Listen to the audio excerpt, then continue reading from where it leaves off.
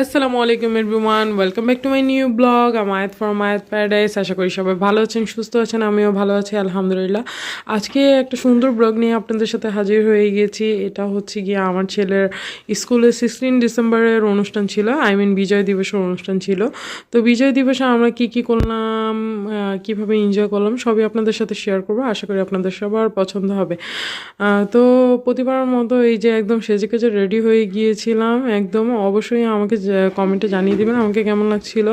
তো হাস্যকর ব্যাপার ছিল এটা যে বিজয় দিবসের অনুষ্ঠান ছিল আর আমার কাছে কোনো লাল সবুজ ড্রেস একদমই ছিল না। যেগুলো ছিল ওগুলো সুতি টুতি টাইপের ছিল, অত গর্জিয়াস ছিল না। তো ভাবলাম যে কিছু ডিফারেন্ট কিছু পরি, যদিও আমার লাল সবুজ পরা উচিত ছিল। তবে ছেলেকে আমি অবশ্যই লাল শার্ট পরিয়েছি, সাথে সাদা জ্যাকেট পরিয়েছি, কিন্তু নিজের লাল সবুজ কোনো ড্রেস ছিল না।